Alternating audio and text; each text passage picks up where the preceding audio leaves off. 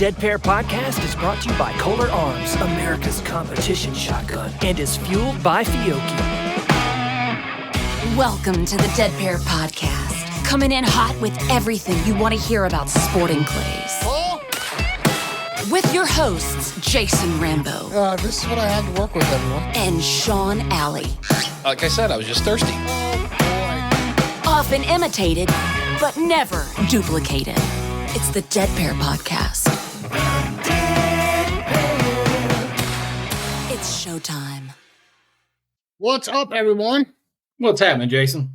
It's two Jasons. Two Jasons. Jasons. Yeah, it's Jason and Jason. Sorry. We're gonna talk. Is it okay to refer to you as Dr. J? That's perfect. That's perfect. Dr. J. Right. I like it. How you been doing, Chad? I'm doing awesome. I had a great day yesterday. I got my 12th win out of 15 events that I've shot locally since November 2nd. Nice. And I won in a shoot off against actually a girl. So girls are making it to the top, you guys. So we tied out. It was Grace Cho. She's a pro squad member, and we ended up having a shoot off, and I was able to get her at the end.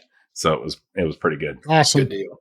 Good deal. Well, hey, everyone. Let's go ahead and get started. Of course, Mr. Sean Alley, welcome back, my friend. Sean, if I didn't hear it once, I heard it 100 times this weekend. Everybody's praying for your wife and hope she's doing good. You don't have any updates for us yet, do you? No, we meet with the neurosurgeon actually tomorrow, so we'll see what's going on and see what the plan is moving forward. So Awesome. Special guest of the hour, Dr. Jason Richardson. Dr. J, welcome. Appreciate you joining us. Everybody's probably wondering why a doctor is on this podcast, but Dr. Jason is a multi-time world BMX champion, Pan Am gold medalist, and he's also a sports psychiatrist. So, and Dr. J, you kind of help athletes kind of navigate through sponsorship from time to time, and we thought you would be very valid to be on here, and we appreciate you joining us. Yeah. Real quick, I'm a psychologist, not Psychologist, sorry.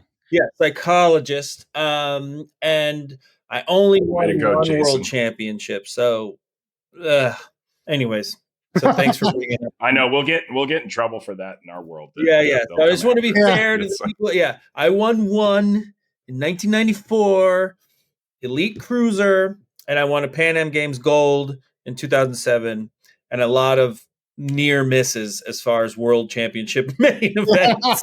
But, so I became a psychologist to work with athletes, and then because I live the life, I help them sometimes navigate the world of being a professional athlete as well. RAD Chad Roberts. Chad, welcome back, buddy.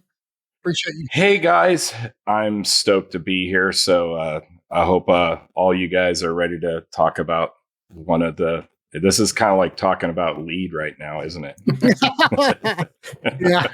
Can't talk about lead, but RC in your gun barrel. But sponsorship has kind of seems like it's grown some legs lately over the last couple of years, or since I've been involved, for sure, about how it works. So it's funny going back to an old story with Jason. I remember when we were racing the last year in 2007 together full time, and he was coming to me, and he was going to school at the time, but he wanted to let the cat out of the bag, and he's like, look, I got to figure out something to do after I get out. I'm like, well, come work in the industry like I did, at Shimano. Yeah. And he's like, no, I got to do something different. And then he became a psychologist, a sports psychologist. And he threw that down at me at a Starbucks we were actually in Arizona, I believe, at a race. And you almost won that weekend, or did you win that weekend? I'm good in Arizona, but I didn't win. Yeah. You didn't win. But we did really good as a team. I mean, we smoked everybody, and I won one of my races, so it was cool. I was an elite master or of what we call a vet pro back then, towards the end of my career. So it was really cool. But yeah, it was cool to see somebody that I grew up first off idolizing, second off becoming a teammate, and then third watching him transition from being, arguably one of the best racers in the world, but also being able to navigate, sponsorship and being one of the guys that was like our voice for the pros and everybody that we had to just what the sanctions were going through and the infancy of BMX. A lot of people making a lot of money, and and then there was a lot of people not making any money. So he was always the proponent of trying to get bigger purses and sticking together as a group. And it was cool to watch him transition through all those years. Well, Dr. J, if you would kind of talk about that for a second, just in general, having a sponsorship is sometimes everything it's cracked up to be and more, and sometimes it's not. And it can both add pressure. It could be a slippery slope with sponsorships, right? Yeah. Well, it depends. Yeah, it can be. And it also depends on the person being sponsored. And I don't mean that are they worthy of being sponsored or not, but just really what kind of person they are. Sometimes, you get people who are people pleasers, you get some people who are conflict avoidant, you get some people who, they want the ball at the last second of the game. So it just depends on who that person is. It's like a window into my world when I work with athletes, is to help them figure that out and work with that. But yeah, for the ones who are listening who might not be sponsored yet, there is a freedom associated with that, which isn't all that bad.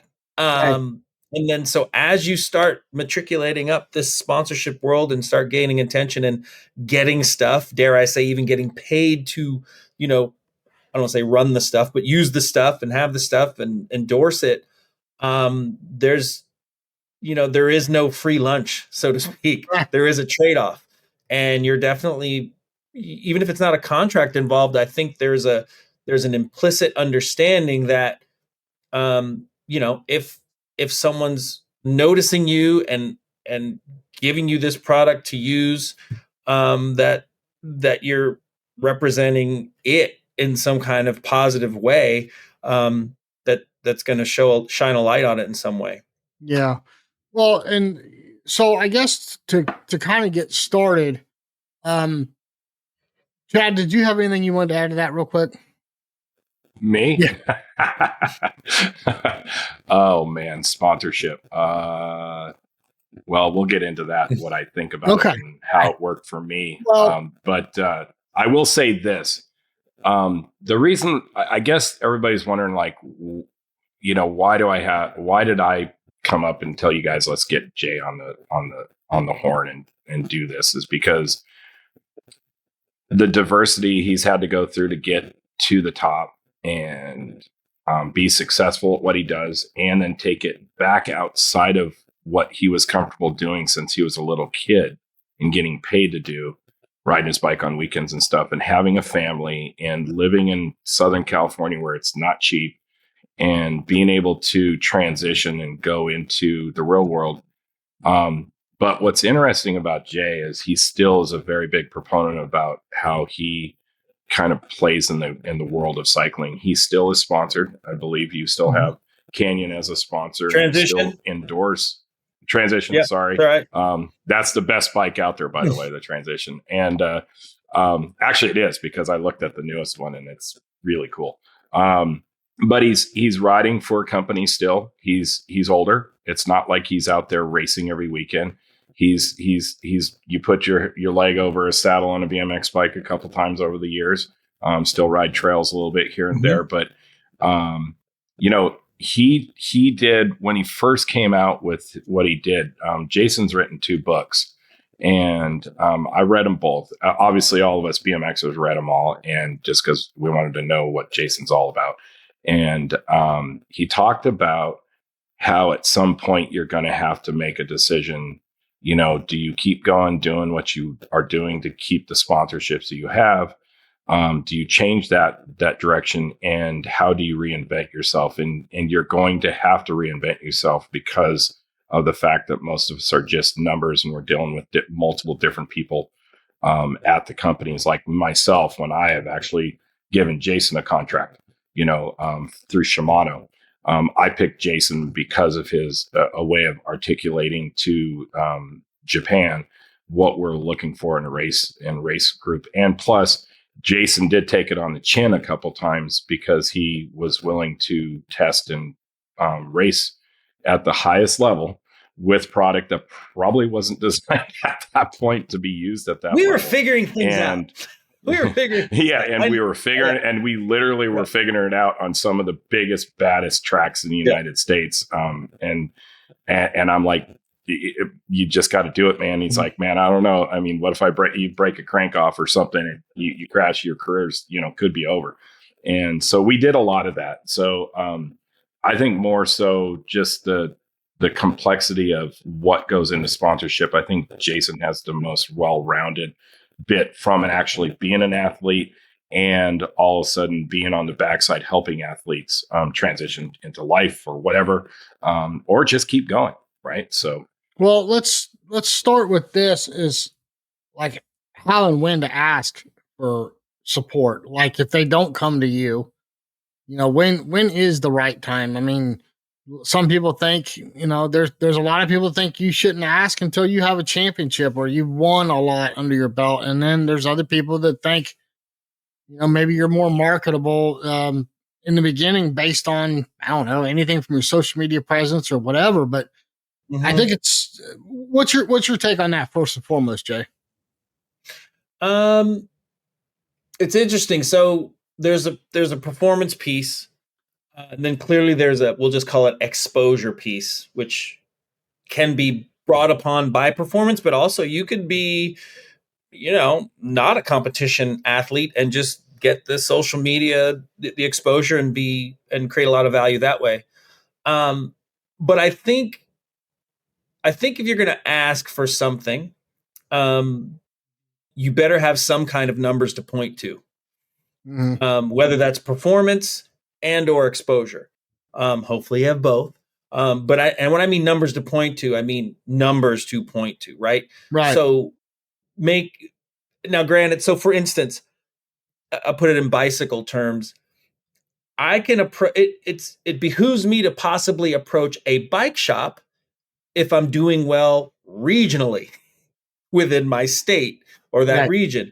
It might behoove me to approach the factory or the manufacturer if I'm actually traveling and starting to make finals or actually consistently consistently making finals and place nationally, because then that's like, there's an appropriate level. So just kind of understanding that there's levels involved in this and where you are. And then even then just understanding, okay, well, what do I get or what am I going to give is probably the bigger question. Because I think when a lot of athletes approach a sponsorship, they're thinking about what they can get. And I was that kid too. I had an older brother that raced and he was really good. And he happened to have a factory sponsorship. So I saw that. And so I was the benefactor of hand-me-downs, but I saw that. But I'm pretty sure if I didn't see that, I would be just another kid, not only just asking for stickers, but I want this, I want that, goggles, frank grips and all that other kind of stuff. But I think what I'm seeing nowadays, and I think it's actually pretty consistent with a lot of sports, is a lot of people are looking for the contract before anything's even done. Yeah. And then I don't even get me started on parents, but my kid's gonna be a champion. My kid's gonna be the next fill in the blank. And they're looking for all this, this support. I think that's because, and this is held true throughout, I guess, my whole professional racing careers, there is status associated with sponsorship too. So that's the other thing. So it's not even that it's about the free stuff or even the check, but being affiliated with a brand that has some kind of cachet or the cool brand, whatever that might be, that means something. And humans, we like to look over the other person's fence and see how green that grass is. So we like to say that we are sponsored by X so-and-so, and Chad can attest to this. We meet every time. Yeah, I'm going to say every time we meet a person who raced BMX, whether it was for 2 years, 3 years, or 10 years, or once, generally speaking, they talk about how they rode for so-and-so. Chad having actually working in the industry and being a factory sponsor, we know the people in the magazines. We know the people who make the magazines. You did not ride for those people, but people want that affiliation, right? So they want to be associated with, something that's good, something that's famous, something that's known. So there's a piece of that, but when to ask is have numbers. Make sure you have some numbers to back up, whatever it is. So maybe you are looking for something regional, or maybe you're looking for something national, but well, who are you nationally? Why? Who are you and not only that, who are you reaching that I'm not already reaching through the other people that I sponsor, Right. or the other ways that I sponsor? And then there's this whole other level of it, which is like storytelling, because the truth is, I don't know that. I mean, because I had a few non-endemic sponsors such as Adidas or Spy. I was even getting cans of Red Bull sent to my house in 1997. People didn't even know what that was. Yeah. But those companies were reaching people. I mean, it's Adidas, right? Like everyone knew that what Adidas was. They didn't need a bike racer, but I was part of a larger story that Adidas was trying to sell that fit in. Yeah. You see what I'm saying? Chad actually was an Adidas rider too. So it's kind of understanding those pieces, and it's more than just getting free stuff. Yeah. And it's kind of hard for Sean and I to talk as far as from a performance level. But, we have sponsors of this program, and we feel extremely humbled and blessed that we have them. But most of those we had already had prior relationships with. We were already using those products. Sean knows what I'm talking about. I mean, we were buying Fiocchi before this podcast was even a dream or a thought. I had a Kolar before we even dreamed of buying, or, starting this podcast. So we kind of had those relationships were built and in line. And then when we started doing this podcast and we gained enough traction, they felt it was time to come on board. And we've been very blessed. Some of them have been with us from the start, but even the ones that, had to go away because of budget reasons or whatever, we're still using those same products, and that's, I think a lot of people miss the boat on that. We have the SCTP Nationals, which is a Scholastic Clay Target program. And Sean, you can attest for this. I mean, there's kids running up and down through the vendor's row. They'll do anything for a hat and a barrel sticker. I mean, I'll shoot for anybody, and it's like, kind of missing the boat there. There's more to it than that. So what about that, Dr. J? Did you build relationships with these companies before they came on board, or did they come out because of your results? I would say, because you brought up the kids, I probably built relationships right. I kind of grew up in the sport, just like I'm sure a lot of kids are growing up in the sport, and you walk around the pit areas and you want your free stuff. I wouldn't consider it a sponsorship. It's just like, I got a free hat from so-and-so, because that's just fun to do. It's almost like trick-or-treating. But you're creating these relationships. And that's a huge part of it, because not only that, you'll be surprised who may come out of the woodwork to help you out. Yeah. And I mean, help you out, not just sponsor you. Because even if you're, there's a whole thing, there's a whole economy to this thing, right? And sometimes the economy is good and sometimes it's not so good, or sometimes your economy is not so good, even when it is, right? So you'll be surprised how that works. But, I always like to tell people, you want to know, well, I always used to say this, I'm going to be here regardless, right? So if my athlete can honestly say that about themselves, I'm not going anywhere, because there's also companies that are fly by night too. They come in and they go, they come in and they go. And then, so the question is, can you be a staple in your own sport? Can you be a blue chip of sorts? That way you have some leverage. And I don't mean leverage as in getting over on somebody. I mean, leverage is just as in, so if that person who's new coming in the sport, they actually know who you are, what you stand for, what kind of athlete or what kind of shooter you are, what your vibe is, all of that before, so that they kind of know what they're getting. So you can be your own best filter for some of these relationships. But yeah, relationships are always key, whether it's in sponsorship or business. And then again, these industries, I don't care what industry it is, they're all small. Even if they're billion dollar industries, they're small. You don't think at car racing, it's the same people that are switching companies and Yeah. and switching stickers every other year. You Yeah. don't think at motorcycles, the same things. Like, yeah, there's some people that stay at companies for years, but then they also move around. You can even look out on the street, car design. Why do you think the Chrysler 300 looks like a Rolls Royce? Why do you think some of the Kias look like BMWs? Well, because they hired the BMW designer Yeah.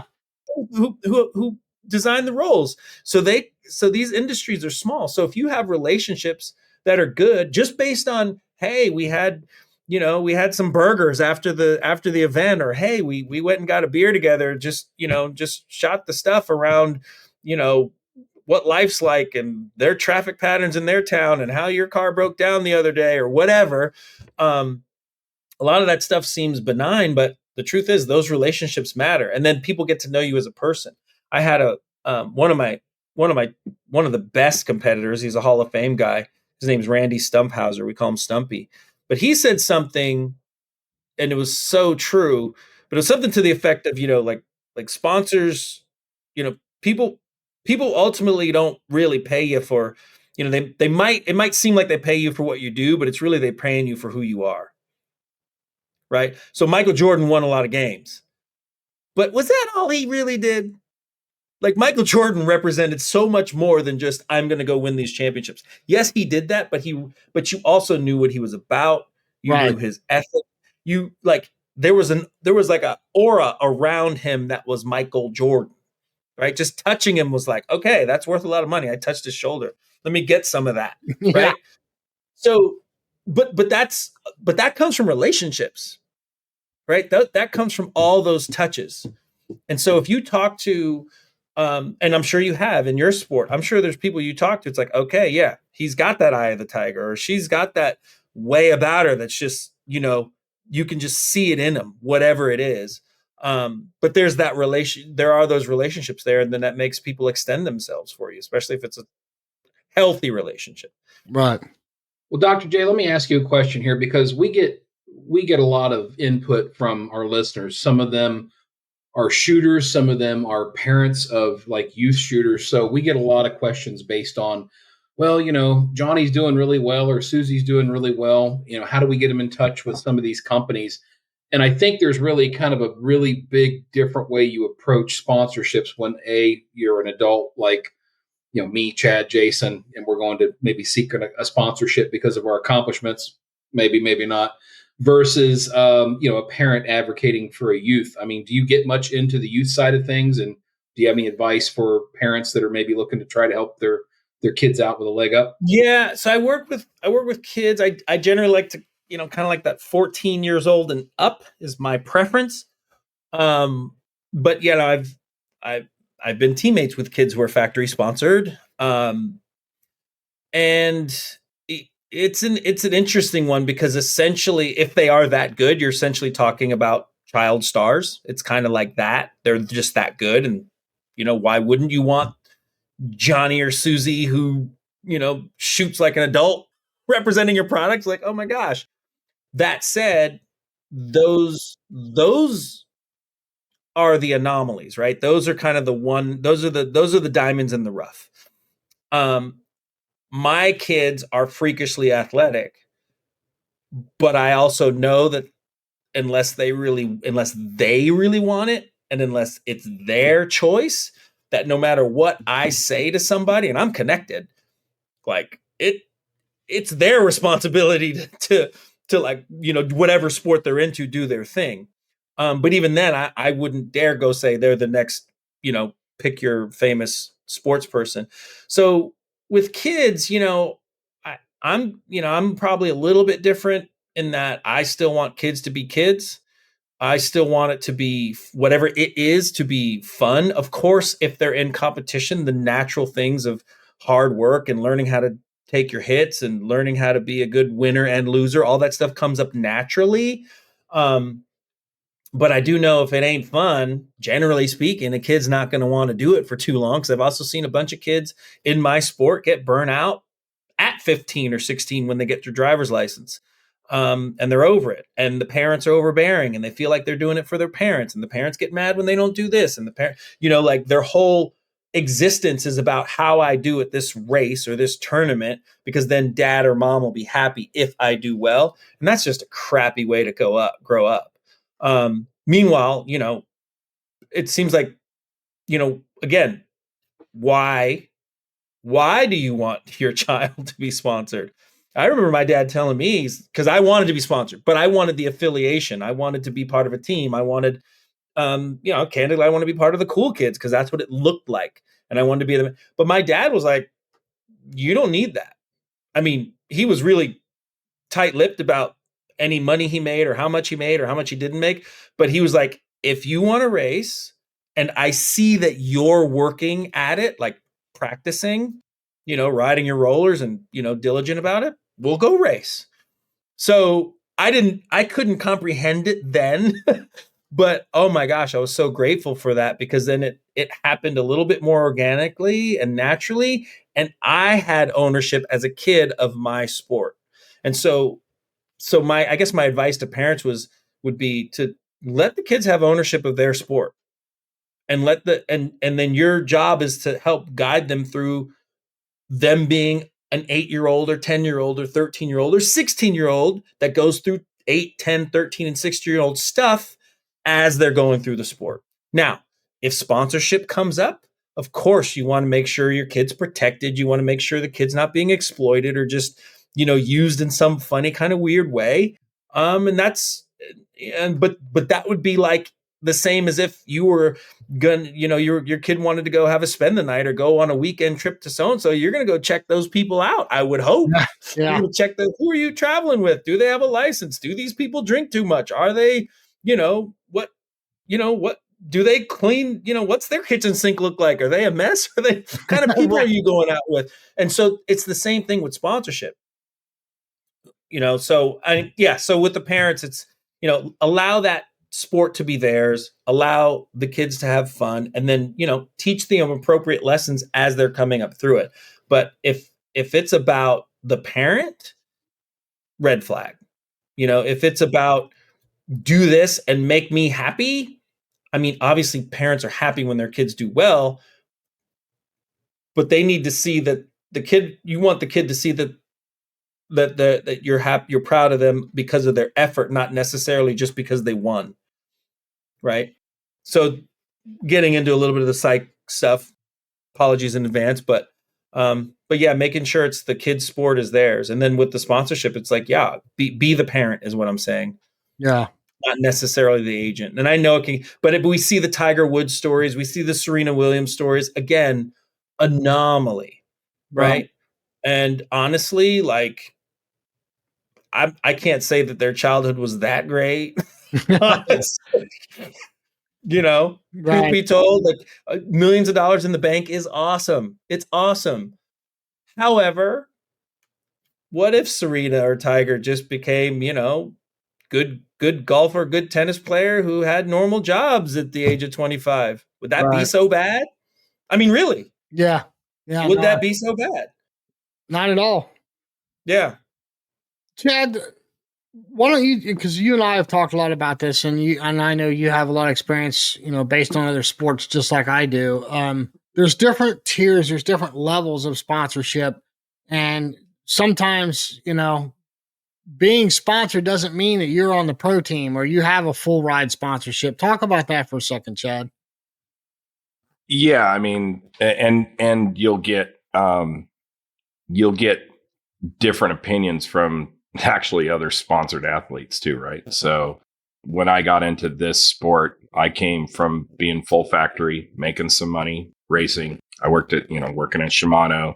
I was in charge of $20-30 million contracts across the board with all cycling disciplines. I was signing contracts with Lance Armstrong, people like Jason in the BMX world, teams, individuals. We were getting into the free ride scene where a lot of individual stuff was being exploited at the time through videos, like Krusty Demons of Dirt with the motocross stuff. Remember back in the day, where it stopped being the team racing stuff and started being kind of the grungy single rider. Let's, flip off the top of a building. And even in BMX, it started going that way. And for the longest time, that was just the grungy lower end guys that weren't making a lot of money. And all of a sudden it flipped where they're making just as much or more than the top guys, the racer guys or whatever. And it started, you could see the segments starting to split. With that being said, when you have that much money to spend on sponsorship, you still have a soundboard that you have to follow, from SIC, which is Japan for me. They only give you so much to spend, and you got so many years or even a time frame that you have to spend it in. And you're trying to squeeze out, as a marketing manager, the most exposure you can. And for me, Facebook was just coming along, and the online presence and the stuff that is like pretty much front and center page now. Everybody's got a YouTube page. Everybody's got this. Everybody's got that nowadays. And so, now it's even harder in some cases from a marketing standpoint to decide who you're going to sponsor. And you really want somebody, but, and I'll go backwards a little bit and talk about the parents. You got Johnny Joe that can shoot a gazillion straight in trap or skeet, but he's got a ding dong for a parent. A lot of times when I was signing contracts, I wasn't signing contracts with the kid. I was signing contracts with the parent. And when you sign a contract with the parent, you're not sponsoring the kid, you're sponsoring the parent. And it was ugly at times. And Jason and I, they're towards the end of our careers, because we pretty much got out of it at the same time. It was pro teams only. Our program through Haro Racing went to pro riders only. And a lot of that was because that was the only people getting coverage on any type of platforms that were out there. And the kids were just not getting covered. They didn't have the YouTubes yet. They didn't have all that stuff. They did, but it wasn't really there yet. And our game changed. The sport changed. ABA, which is at the time the sanction is now USA BMX. You could make a lot of money as a team if you had a team, and those teams, you always picked riders based on how many people were in their class. So I was always hired because my age group was very big as an amateur, and I got national number one because of that, because it was all based on points, like racing with anything else. And pros, they need the points, but it's about titles at the end of the year and how much money they can make during the year. For us, it's like we need to win every weekend for the team card, so our team could make that 20, 30 grand or whatever it was back in the day when it was really big. And that started drying up. And when that started going, the team started changing, the coverage started changing, and we were like, okay, this needs to. I even had to change as a marketing guy of who I was going to give stuff to. When that happens, I'm dealing with a different demographic of people that cost more. And so when you're spreading stuff out, you have those different levels, and you might pay one guy bonuses, and, he could make as much as the next guy that's getting paid a salary, if he does his job right, and that was the bet. The other guys, you're paying on a straight salary because you're paying them for what they already did, right? Like, they did an awesome job last year. I want to keep them on board. I remember paying Jason, bonuses, and because that's all I could afford one year. And then we also, towards the end of his career, we're paying him because he was helping develop some product. So he became more useful in different ways. So I think there's multiple levels. Obviously, free product, you get something, they just give it to you and you just have to ride it. Nowadays, they're going to say, put a hashtag or, always tag us in all your posts and all this stuff. I don't think this platform we're doing tonight is about the guide on how to do sponsorship. And this is where you probably need to do some research, or call Dr. J. He can walk you through it, or holler at me at some shoot. But we did this for a living. I mean, we've done it as athlete space, and we've done it from in the industry base. So, you got the free stuff, and then you got free stuff with something that comes along with it. It might be, we're going to reimburse you for something, your shoot fees, whatever it is. You can stay with us, at a shoot. We're going to get an Airbnb, and everybody's you can come on in. Like Jason said, with kids, if somebody knows somebody and you're part of a team, you might have like a team parent that is taking the kids around to the trap shoots or the skeet shoots, because that's what they do. And they're learning how to win. They're learning how to work as a team. Even though they're shooting individual, they're doing all that stuff. And that sponsorship could go to the team, and it could go to the individual, and that's why this game can go two ways. You can have the team sponsorship. I'm the Oklahoma Shooters, and they're some affiliated trap team, and they get 100 cases of ammo for the whole team for the year. So they spread it, the team spreads it out however they decide to spread it out, whether it's based on performance or everybody gets a little bit of the pie. And then the individual breakouts, and I think that can range all the way from, being considered part of a pro staff because, from a marketing standpoint, you're just trying to get your name out there. So you're using that sponsorship as almost like some help, to get your name out there, to get you in front of other sponsors. Cause you're like, oh, that guy's, for example, me, I had some issues with some comp and chokes back in the day when I first started. And the guy was so cool on the phone, and of course I'm going to run their product because I believe in it. And then I started building the relationships, and to the point where I haven't paid for a choke since 2008.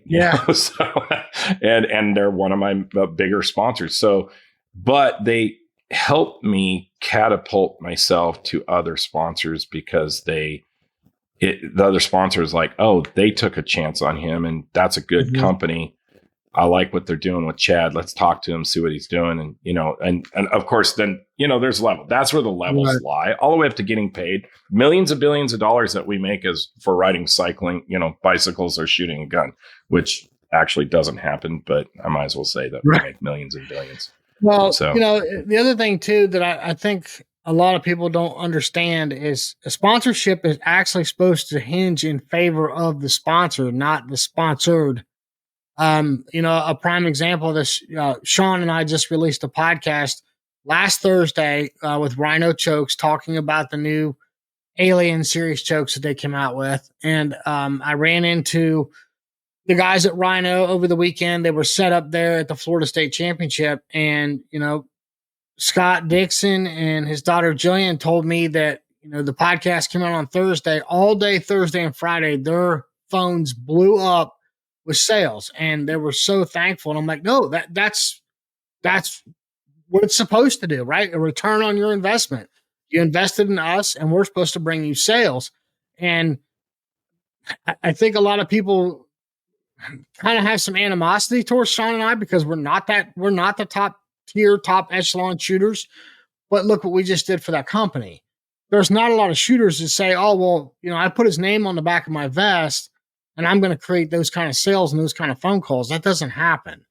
So, I mean, and I'm not bragging. Trust me, we're extremely humbled by our sponsors, but people need to understand that if they give you 1,000, you need to make them 10,000. If, whatever that is, if they give you a certain amount of product, you need to be doing tenfold at minimum for what they're doing for you in order to make sure they're getting a return on it. I mean, look, sponsorship's all about marketing, right, Dr. J? Yeah. So I wouldn't necessarily relate that to product. I think it might be obviously they want it to move the needle. I guess it's whoever's writing the check, and that includes giving you the stuff if it's no money involved. Basically, are you providing what that other person values? Right. And so then you can be aligned. So because the truth is, it could just be, hey, you got X amount of media and that's all we need. Our marketing team will take it from there and create blah, blah, blah with it. Or it could literally mean, hey, we gave you this stuff and we didn't sell that much more because, but it's having that conversation up front about expectations too. It's fun. Chad mentioned, getting something and having the right hashtags. It's interesting. So I did ride for Canyon for a little bit, but I ride for Transition now. And Canyon was very much like, X amount of posts, hashtags. There was a certain, but Transition's like, you don't need to mention us. Like, well, I mean, they're not saying don't, but they're just saying you don't need to. Right. Why? Because they have a different culture in the company. They Canyon's very, it's a German brand. It's clean. It's performance based. It's, it's very, straight lines and straight at you. And Transition's more like, hey, party in the woods. Yeah, they race and the bikes are great, but they're not about that necessarily. They appreciate the affiliation. They want it to look more organic. So there's all those. So just being aware of those things and what the right fit is. And truth be told, I mean, I'm not young, but even when I went to Canyon was a bit of a thing because people were like, they're like, I could see that. But then when I went back to Transition, I was like, yeah, that's a better fit. Not only, but outside people can see it too. It's like, oh yeah, that makes sense. And it was just because of how I carry myself, who they are as a brand, everything down to like, I have, my kind of colors and my brand is blue, they're blue. Just all those little things line up. Do I move the needle? Maybe regionally. Do I help them tell their story? Yes. And maintain consistency? Yes. And by the way, that's a real return on investment, right? Because if what you're doing is going this way and they're going this way, that's not a return, whether it's by sales or by media impressions or by just, those different touches. So I would say make sure as best one can that you understand what the deliverables are as the athlete. So here's a good question. Tony, Lisa, or Lisa, Tony came into the chat. And this is a great question because this comes up. I know it's come up in BMX before and when we were racing full time, but it actually comes up amongst a lot of pros in this game because of how they got their sponsors. There is a big, just like it's almost like a culture that in this game from the guys that have been around for a while that you should never ask for a sponsorship. You should never approach anybody because if you're good enough and your gun's doing the talking or you're racing and winning enough that they're going to come to you and not you to them. And I used to believe in that. And this is my opinion, and we'll get Dr. J's here. My opinion is when I first started shooting and stuff, I was told by all the top guys, I was hanging out with Zach and Anthony and Brad Kids, like, look, dude, you got to just win. And I was winning in all the other classes. I came up very quickly. I turned masters very quickly, about a year and a half. And I did it through shooting big events only. And I was winning a lot and not getting a lot of support. And I couldn't figure out why. I'm looking over here at Anthony and he's got a Fiocchi sponsorship at the time or a Bretta sponsorship. And these guys are winning at the HOA level, which is high overall, the overall event. And then, I'm winning the lower classes and I kind of kept my mouth shut. And one thing I did differently is because of my experience in Shimano building contracts and, doing a ton of where I had to stand up in front of Japanese and do PowerPoints and stuff like that, is I built my own marketing structure, platform, whatever you want to call it. And I started putting it out there, not expecting to get sponsored because of who I was and where I lived. I lived in California, not, at the time, it was, big bad California that shoots. Zach came out of here. I wanted to follow the footsteps of the best, but I did that to get my name out there. And I put it to the people at the time and these companies that mattered. And then again, formed relationships with them. And I had some really good relationships with some, and I sold a lot of product with one of them to the point where I to this day, I'm a little shocked I never got put on the pro team. because of how many of what I sold for them, which is what they wanted me to do. But at the time when I said, okay, I'm here, why am I not, what more can we do? Let's go. Let's get this done. I'm winning, and I'm doing pretty good, and they're like, you got to win, and you got to win a lot, and you're not doing that. And I immediately got tossed aside, and I was a number. So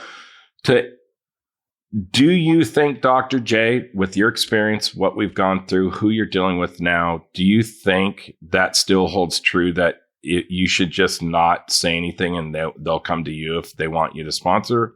Or do you think with the way social media is and everybody has a platform, doing that one step better by putting yourself in front of people, regardless of what may or may not be what people think the reason why you should be sponsored or not, which we'll get into that next about who I am and why I got sponsored and why other people didn't. But what do you say to that? I would say the good enough where people come to you, usually it's because you're standing out so much. Because you are like a Jordan, or you are like, the phenom, the Tiger Woods type. Of course, people are going to come to you, but that's, that's one person. But I always like to incorporate human factors, right? So there's usually a psychology to everything. So what I mean by human factors, you ever get on an airplane and somehow you just catch eyes with a person, and then you just end up seeing that person all the way to Kentucky or all the way to the rental car line in Ohio, right? The truth is, you probably taken that same trip with like 5 or 10 other people who left from your home city. But because you happen to see that one person, there's a thing in your brain called the reticular activating system. You keep seeing it again. Just like if you're shopping for a certain car, like you're going to keep seeing that car over and over again. You're shopping for refrigerators, you're going to see Kenmore if that's what you're looking at. You're going to just notice it everywhere, even in places you wouldn't look for it. That's human factors. So people get used to what they get used to. People actually make bad decisions because they get used to stuff. So you could be the person that's winning or coming up through the ranks, and someone might say something, but at the end of the day, if that check is on auto pay, and if they're used to hanging out in their certain pit area and traveling with their certain people and looking a certain direction, you might actually be doing really well in the rankings, or even with your posting or follows or likes or all that other stuff.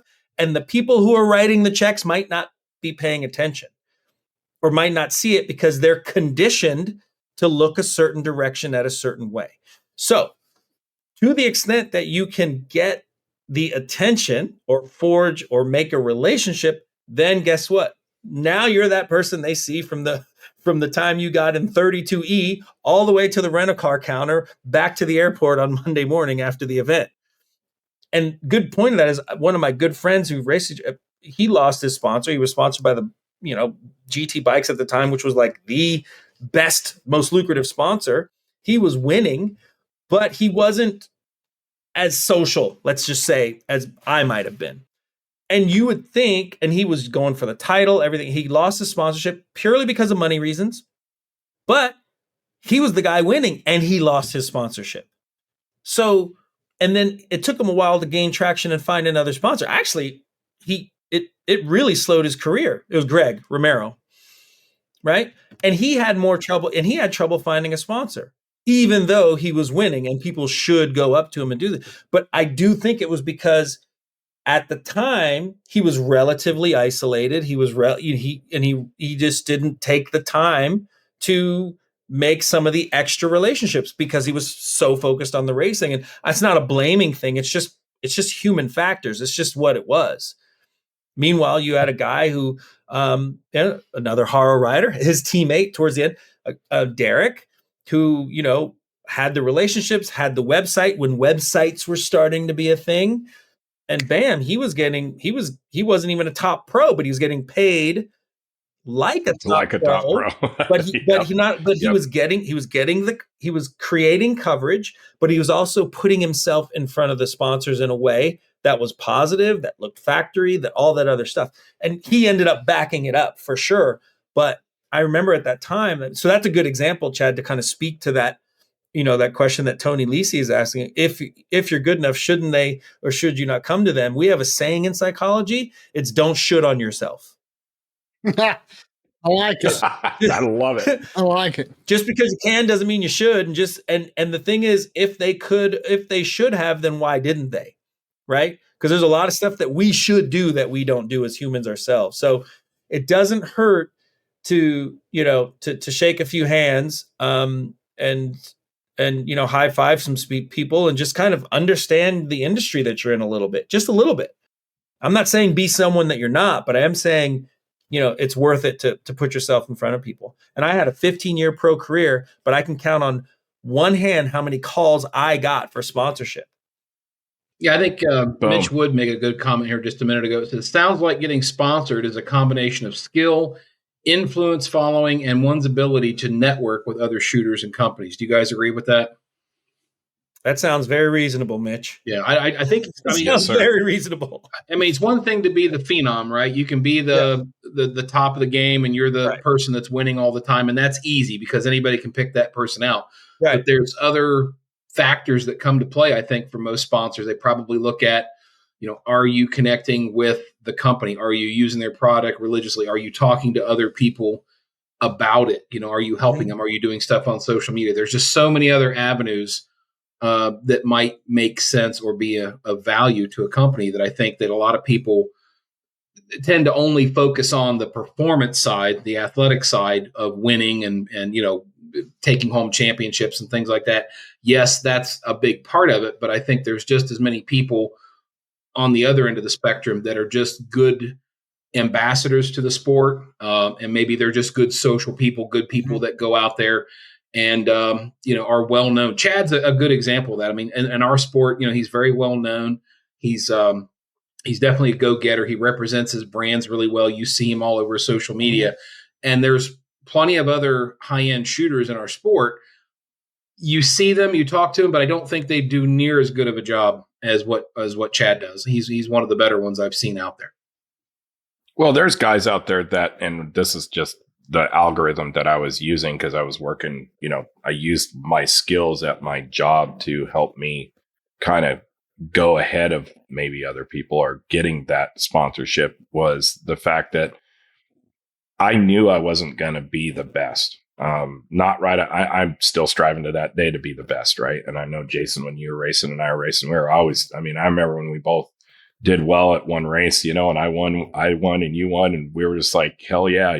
We did it as, and that took a lot. We were racing week in and week out and not winning and having some pretty shitty weekends, really. Money wasn't coming in, wasn't making the mains, or just crashing out, just bummed out, all that stuff. But what I found for myself is, look, if I can't be the next Brandon Powell, okay, let's just use the guy that's winning everything.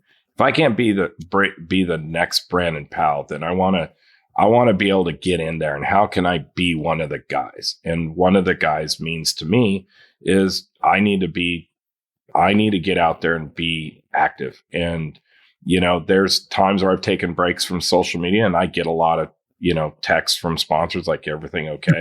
We haven't seen you make a post in a while. I was like, no, I just took a break, and which leads me into a question, Jason. I know in our sport, and it's only happened a couple times, where guys they're so hell bent on getting sponsorship that they'll take absolutely anything. And the performance of whatever they say yes to is affected, whether it's the equipment or what have you. I tend to try to stick with the guys that I know the performance of the product is. There's lots of good companies out there. Let's just say that straight out, guys. Look, anybody that's listening to us, there are a ton of good companies out there. There's a ton of good gun companies. I shoot for Blaser. I shoot for Fiocchi, but Krieghoff and Winchester and all these other brands are out there. Kolar, whether you shoot off an Atlas trap or, a Promatic or whatever it is, Kicks Chokes or, Rhino or whatever it is. There's so many good sponsors that may or may not fit with you. And I've seen guys take the money and they've been really miserable because what they're in. It's kind of like the question, are you sure you want to be sponsored? You sure you want to be sponsored by Shimano? You want to get in bed with me where I'm going to be up your butt telling you I need certain things from you? Japan's asking for certain things. You want to ride that product that may not have been QC tested, and your leg's going to be the QC tester, And so what do you say to that, Jay, about that, like, about not just taking it and running, or what do you think about that? Yeah, I think so. It's funny because I remember I did switch sponsorships up and I thought it's not going to be so bad. And I just remember calling them saying, thank you. But if I can get out of my contract sooner rather than later, that'd be great. I appreciate it. It's just not working out for me. Here's the product back. Because I hated the way it made my bike ride. None of it was right. The way they marketed it, just didn't fit. Hold on a second. You said one thing that was really cool right there. You said you gave it back, correct? Yeah. Okay, guys, if you get sponsored by somebody and you don't like the product, be a gentleman or a lady and ask to have it. Yeah, a lot of times they'll say, at least in my case, they were like, keep it, do whatever. Yeah. Give it, but it's part of the budget. Yeah. But don't be the person that's like, we find out on social media later that you don't like the product and you sold it. Well, actually, it's like, that guy just signed a. It's funny, even with remember those? I went up to Shimano and you guys did that heat molded shoe to my foot. Yep, I gave that back and I went with the other shoe just because I like the other one better. For me, I like the other one better. Yep, and I was bummed, but that's part of the give and take of sponsorship. Anyways, right? We can discuss pedal and shoes later, but yeah. So yes, there is a window when you're an athlete, and because it doesn't always last forever. So there is a bit of a take the money and run and get while the getting's good, all that other stuff. However, within that window, you want to align yourself with companies that are a good fit. How are they going to promote you? How are you going to promote them? What kind of people are there? Do they have a revolving door, or have people kind of been there for a while? Is it an aspirational brand? Or maybe it is a new company and, you're excited about what they're doing, and maybe you're the type of person that's known to take some chances, and maybe that's why it's a good fit. I don't know. But the point is the fit does matter. If rule of thumb is, if it's a product that is how should I put this? If it's not something that's going to affect performance, and if it's an extra, why not? I would still say, does it still fit? It's kind of like Jinko jeans sponsor. Right. Yeah, exactly. Getting all the big. Hey, so here's one for you. This is, I think we answered the question, but Jay Rambo, you and I grew up in even I did, and I think Jason, you did too, Dr. J, when we were all racing. Wait a minute. Maybe Sean in the mud. Do I have to get a lawyer on the phone to answer this? Okay. No. So when you guys were not factory racers, because I know, Sean, Jason, you had some motocross sponsors. Sean, you've done some stuff in the mud boggin area. And Jason, you and I have had tons of different sponsors. When we weren't sponsored, I remember it was a big deal to wear jeans and a white long sleeve shirt, keep things clean, race around the track. And as you got sponsored, things changed. Mm-hmm. Nowadays, it seems like you almost can't tell a factory rider from a non-factory rider. And the reason why I'm bringing this up, because in our game, you see a lot of brand guys that they're so in love with the brand of shotgun they bought or whatever they got, like Blazer or Krieghoff or Kolar or whatever, that they're over at the store when they come to a shoot where they have their event and they buy everything that says Kolar or everything that says Fiocchi or Blazer. Just insert the name there. And do you think that makes sponsorship difficult for more people because of the fact that the company knows that it's like, hey, these guys got to buy this stuff to be able to go boom or to be able to ride around the track, and they're willing to promote our stuff, and they're doing it for free? What do you think about Good that? question. I think so. Shimano's a good example, right? Because you made some crucial components that you just had to have, like a chain. And I know there's like original equipment spec and all this other stuff involved in that, but that's a good question. But if you're a bike brand, there's a lot of brands to choose from, right? So where I would thought you were going with it is would I promote somebody that's kind of promoting it for me for free anyway? That's where I was going with it in my head. No, yeah, I get that. But I do think it comes back to alignment, and I do think, there is something about a brand also just taking without contributing, and I think people are sensitive to that. And I would imagine in shooting, it's like it's felt like when that company is involved in the sport in an intimate way versus just like it's just another investment, Right? And so I think, but again, that's like a storytelling thing, that's a relationship thing. There's all of that stuff involved in it. So I think, I don't know. It's kind of that's a great question, but I think it might be product dependent, probably, and also brand dependent too on what that thing is. Well, that's the unique thing about our sport is really, and I know, forgive me, I don't know BMX, but I know like in motocross, there were certain things you had to have in order for the bike to hold up or to be competitive or whatever. Sporting clays, you can get away with a less expensive shotgun. You can get away with less expensive shells. I really don't think it's like product dependent and for performance. So that's a little bit of a unique thing about sporting clays. I think probably one of the biggest problems I see with sponsorship, and Dr. J, you can touch on this, is the sense of entitlement. I don't know if BMX, I know you probably have amateur ranks just like motocross did. And of course we have it in our sport with the SCTP. And I hear, well, my son's a national champion. No, your son's an amateur national champion. And the companies, sporting clays is such a small community. We think it's big, but in lieu of other sports, it's actually kind of small. And everybody knows everybody. And, your son or daughter is a national champion. You know what? To win the SCTP Nationals, that's a big deal. It really is. But the problem in our sport is they don't want to sponsor.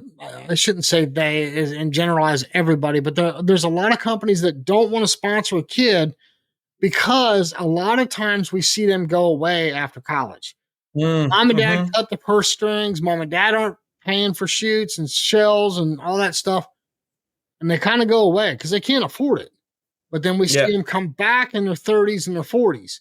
And then when they got a job. Right. And a career. When they got a job and they can afford to shoot, right? So their companies really look hard at the youth shooting. Who's going to be around? I can name on one hand some amateurs that I know of that have made a good career in sporting clays and moved forward. I just said one hand. There are 3,800 kids that were competing at the SCTP Nationals last year. So 5 out of 3,800 are moving on, right? So, that sounds about right, though. Yeah. So, and it's like, that's right. Agree. I mean, hello. Wasn't it? Back in our days, it was 8 amateurs made it into the pro ranks every year. If that, usually and then we could spit out the back. Right. No, that sounds about right. I mean, Sean Alley was a football star in high school. Hey, Sean, did you have any NFL teams call you? No. Okay, I was checking. Why not? So, you know what I'm saying? We have that sense of entitlement, Yeah.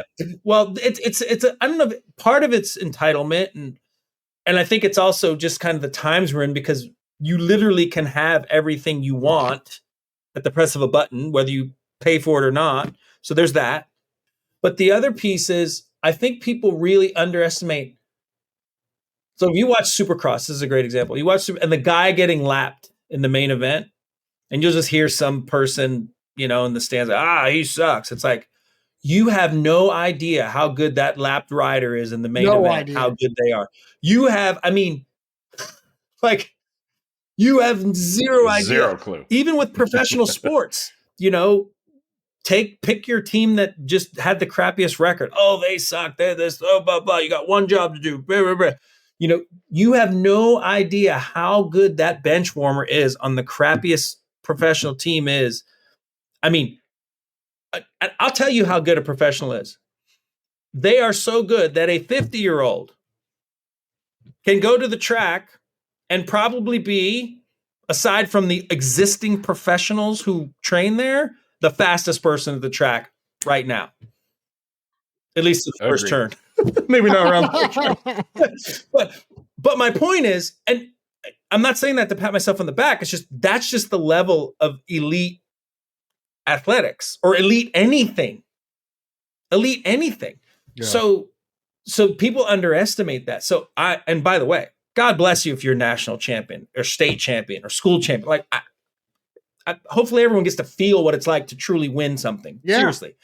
That said, it doesn't guarantee the check. And like I said earlier, are you going to be here or not?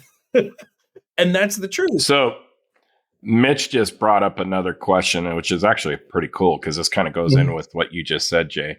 Do you guys think there's an eagerness to get sponsored in sporting clays because of how expensive the sport is? Now, from a racing standpoint, we would get a family on average. We did a algorithm back in the day, old school. They'd last about 4 years. They would pretty much hawk their house, go on tour. We would see them out on the races for maybe a full year to 2 years, and then they would start fading to where, unless they got sponsored, and where somebody was, because when we got sponsored in the day, everything was paid for. Our travel was paid for, everything. That's not, just so y'all know, if we're not all sponsored shooters are not getting everything paid for. Same in bike. You might be getting a salary on something that you're using or doing, but you know, bonuses, but you're not getting reimbursed or not reimbursed. You're not getting paid to go. Chad, if you had to guess, Chad, how many top level pros in sporting clays do you think are actually getting their entry fees paid for? I only know, it depends on how you look at how they're getting paid. If they're getting just a salary check, then I would say I'm talking just entry fees. How many do you think? Well, again, if you're getting paid and that's to do your whole job, then I would say maybe not that many. But as far as strictly getting your entry fees paid, I don't know too many that are. And if they are, they're going to be very secret about it because of the fact that there's not a lot of it going around. Just for example, Jay, and I don't know if Dr. J, if you know this or not, but they did a study in our game, and I'm sponsored by Fiocchi ammunition, which is a commodity that is being used. So we don't get to keep it. Yeah, it goes away. And the boys here are also sponsored for their show for Fiocchi ammunition. 1% of all shooters are sponsored by ammunition companies. And that's because, for the thing I said earlier, it's, some sponsors or some companies like this, they know you got to go buy the ammo to be able to go boom. It's disposable. So they're not going it's disposable. They're not going to necessarily just be giving it out to everybody. So to get those type of sponsorships, one, I don't think anybody listening or hearing us knows how hard it is to get that and how privileged any of us that have that sponsorship as being like, it's not cheap. So back to this question, do you think that's there's an eagerness to get sponsored because of expense? And I know BMX is expensive. Totally. You want to subsidize this thing, to subsidize my habit. Yes. Yes, you love this thing, you do this thing, you're passionate about it. It costs money. It sure would be nice for some of this stuff to be paid for. Yeah. That totally goes, again, that's a real human factor, right? How can I get this thing covered? Because this is really pricey. Right. And let's and he did. Yeah, go ahead. Go ahead. No, you finish what you're saying. No, I mean, if you think about any of these endeavors, they're terrible decisions. It's a terrible decision. Like, I mean, like being a professional athlete, generally speaking, terrible decision. Being an artist, for like, generally speaking, right? Because there's work at the post office. There's work at, like I know when my refrigerator breaks every other year, my electrician, the appliance person is booked. Like, hello, that's a way better gig, at least more consistent. Not sexy, but consistent. Anyways, my point is, you're entering, once you are like entering into anything competitive that might even offer money to get, it sounds about right that it would be 1% are getting free ammunition.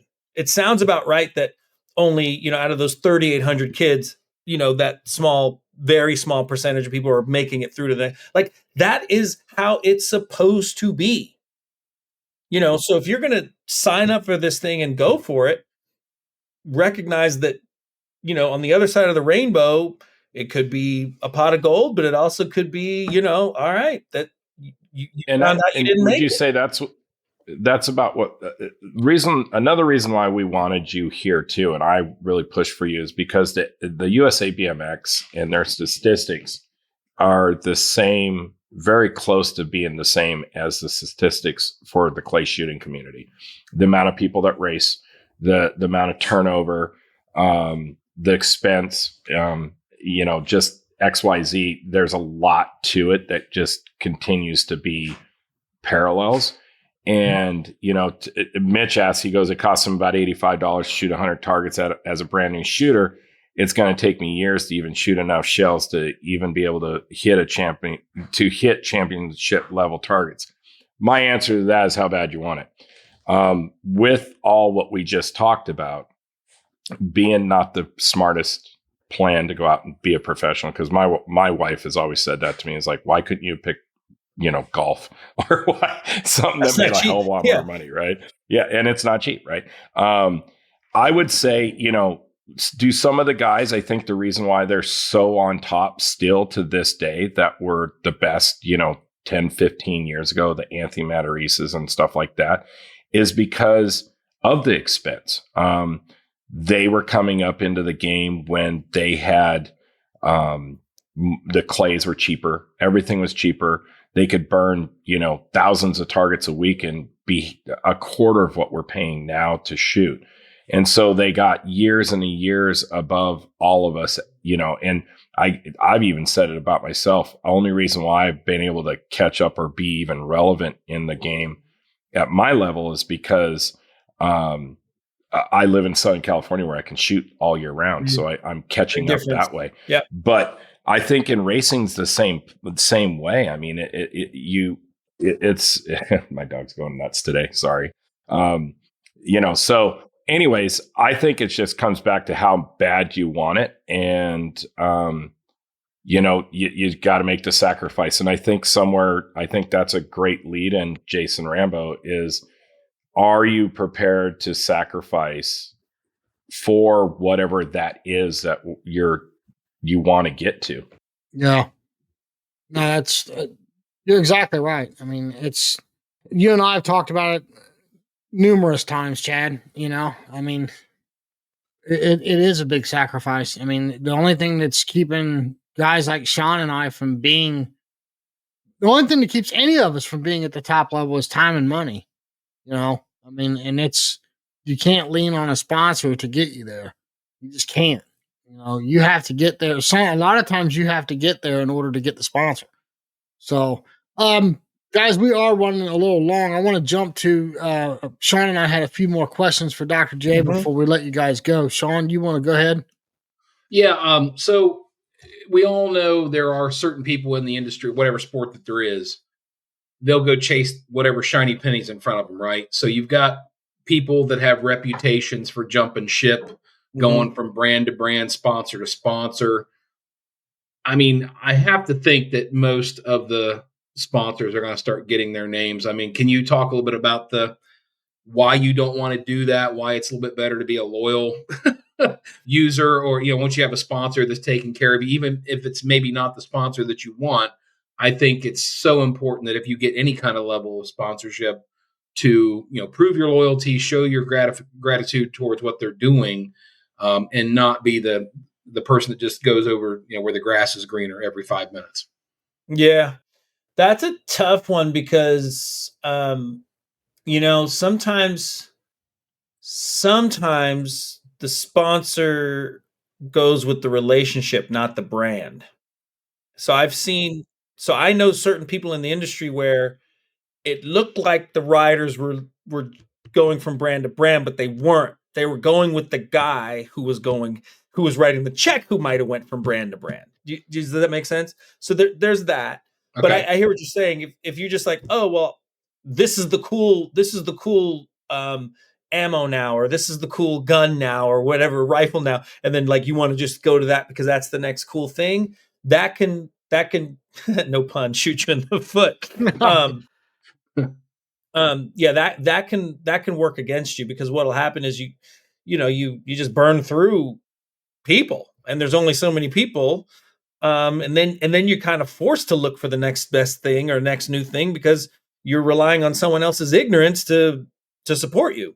But people get hip to that. But again, my question goes back to, are you going anywhere, right? And I made a decision in my pro career, probably halfway through it, like, wait, I'm going to be here. Whether the sponsors are or not, I'm going to be here. So, usually people will invest in you if you're willing to invest in yourself. And usually people who are willing to invest in themselves in that way generally aren't jumping ship too much, unless it's because unless it's the right decision to make a move. Well, and we definitely don't want to sound like Debbie Downer and discourage people from trying to get sponsorships, but no, for sure. I mean, anybody can be sponsored. Anybody is, I guess you could say, quote unquote, sponsorable. Is that a word? Mm-hmm. Yeah. But it's like Shad said, what are you willing to sacrifice to get there? Sometimes you have to sacrifice to get something. And, mm-hmm. What are you going to give to get? Yeah. What are you going to give to get? Right. So what are you willing to do to get some free chokes? Is it just about getting free chokes, or do you truly want to represent that brand? Do you know the product and you really want to be an ambassador for that company? And then I think staying with it, like Sean just said, for the long game, and being authentic, right? And sticking with it. Well, and also being prepared to do some things that may not be the comfortable thing to do for those sponsors. Like you got to test some ammo, and you got to shoot it in a competition to see how it works, or shoot this gun or whatever it is. And that's a big deal, right? So, and just be prepared. Yeah. When you do decide to go down this road, talk to somebody that's been sponsored before. You're going to get a bazillion different answers of what you should and shouldn't do. Don't talk to these guys, let them talk to you, whatever it is, mm-hmm. or, go have a relationship with them. But in the reality of things, have a good relationship with the people that sponsor you so they know who you are. Be present when they are doing team things, when they're having things happen at, shoots, when we have vendors, and like Blazer's at a couple events, mm-hmm. make sure you go there, and that means a lot to the teams, especially the staff of these companies. They like to see who they sponsor and know who the rider is or the shooter, mm-hmm. like in, Jay's world and riding. Just make sure you represent, you're not out there, if you have a problem with the product, you're not posting it all over social media that it's horrible or it blew up on you or whatever it is.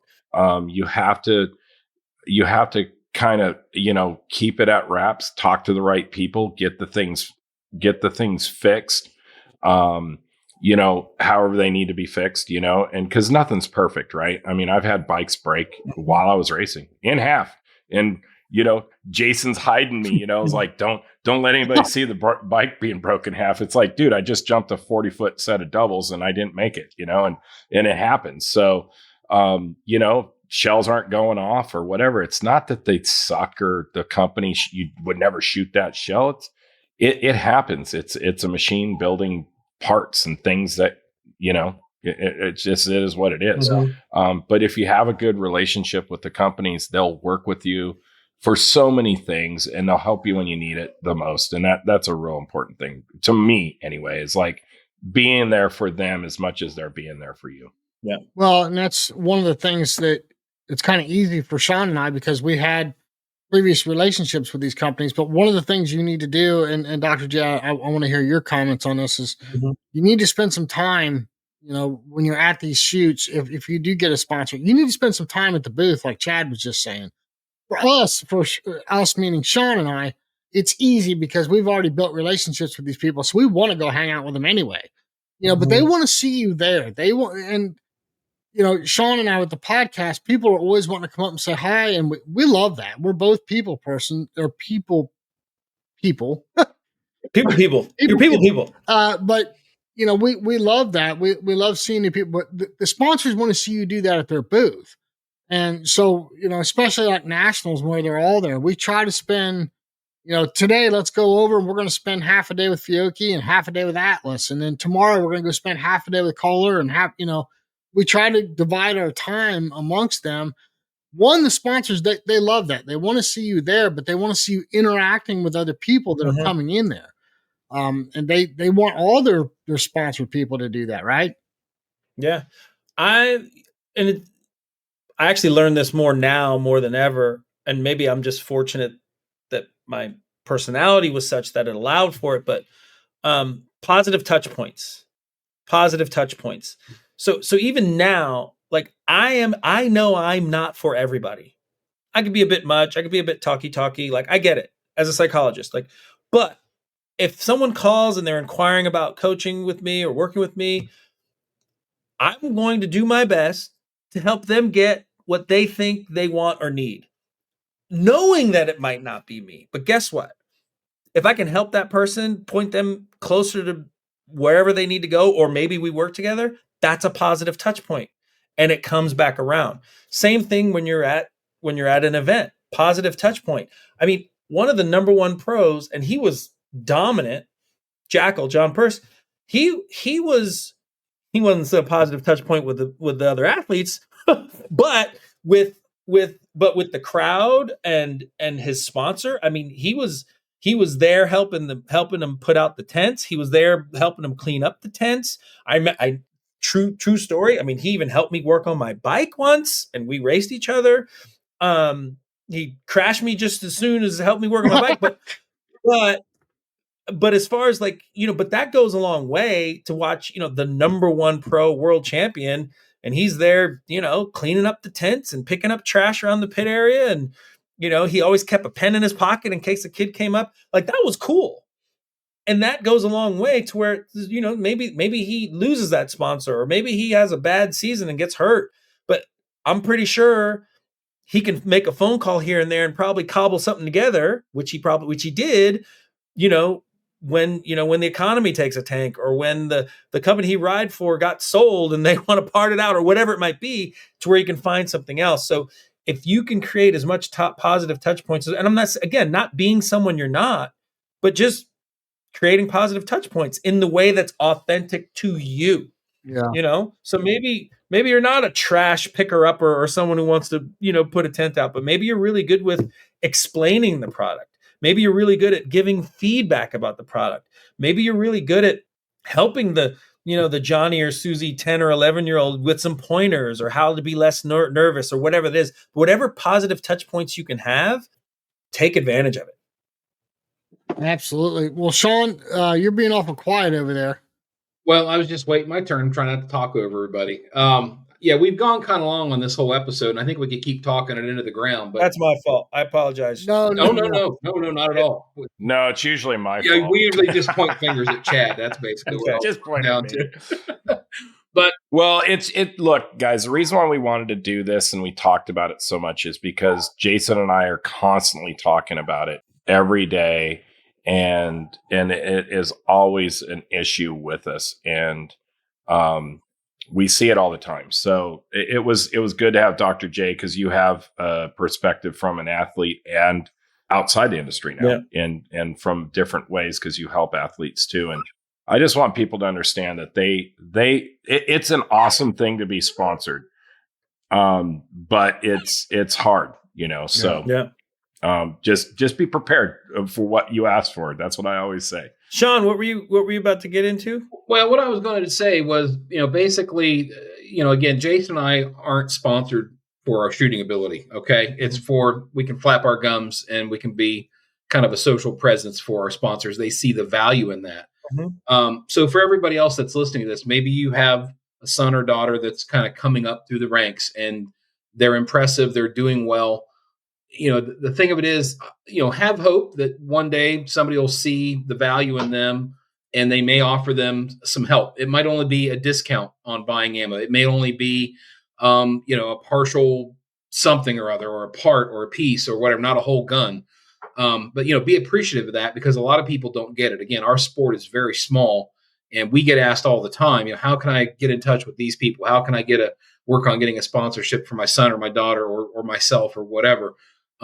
Again, Jason and I, we've had a lot of luck and we've had a lot of good feedback from doing the podcast all these years for our sport. And we kind of, worked our way into that. In my opinion, it's not something that a lot of people would do or could do.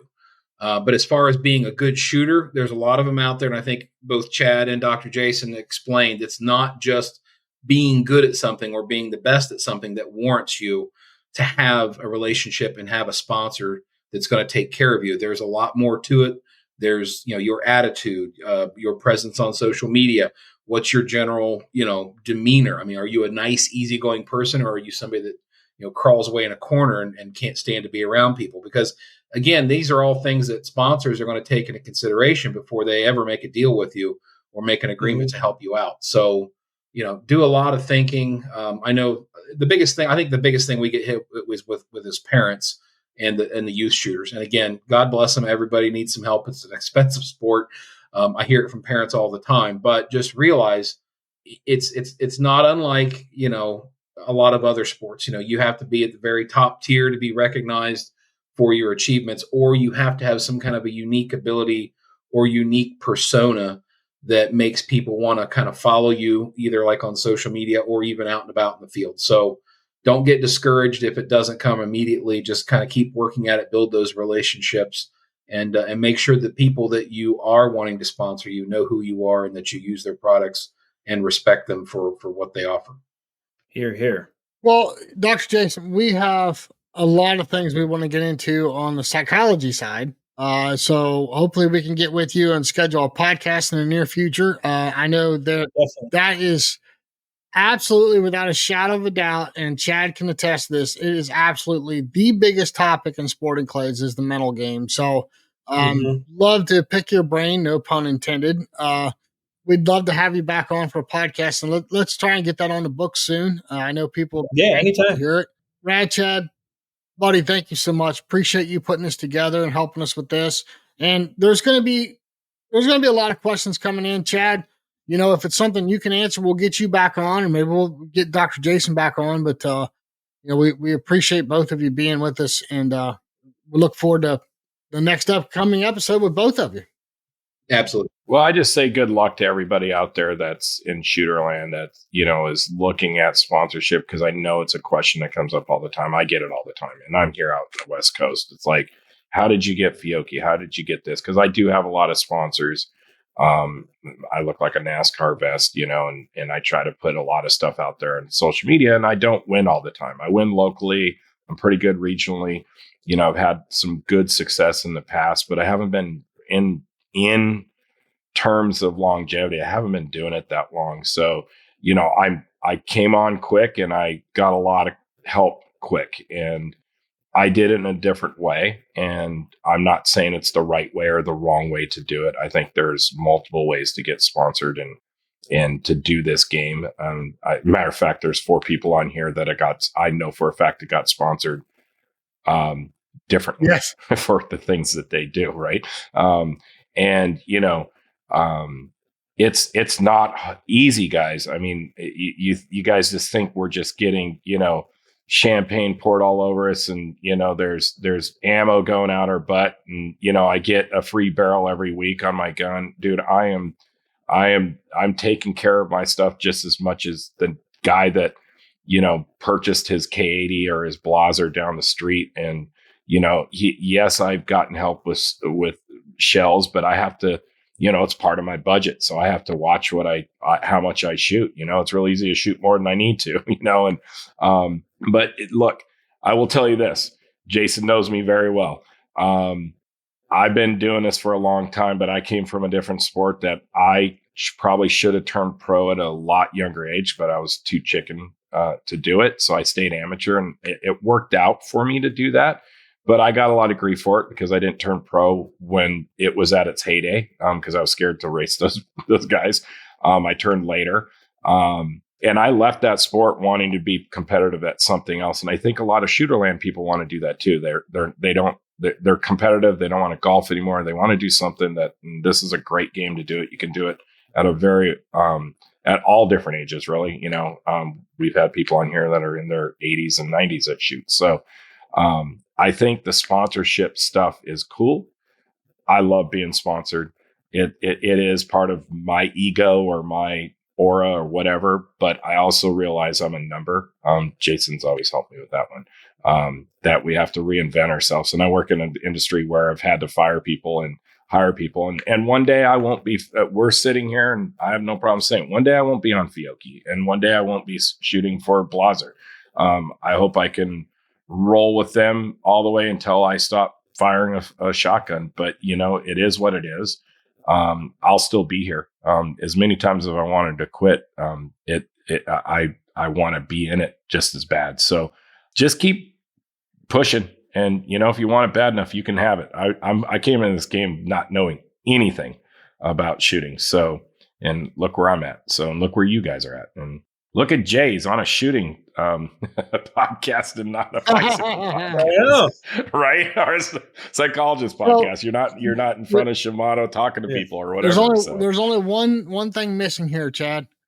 What's that? We got to take Dr. J shooting. I know, and it's funny. Yeah, Dr. J, Jamie Staff, Olympic medalist, gold medalist, and world champion in BMX, called me the other day, and he's looking to go shoot too. So maybe we can get a bunch of BMXers. Let's arrange that. Yeah, so we need to make that happen. So, Sean Alley, that being said, what do we tell everybody every week? Well, take somebody new shooting, get them out there on the course, put a gun in their hand, watch them break their first target, watch that smile develop. And like I say, this sport sells itself. You go out there and you have a lot of fun.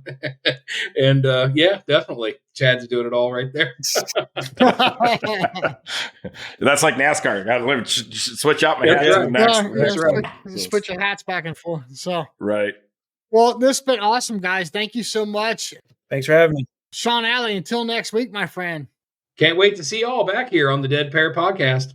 Dead Pair.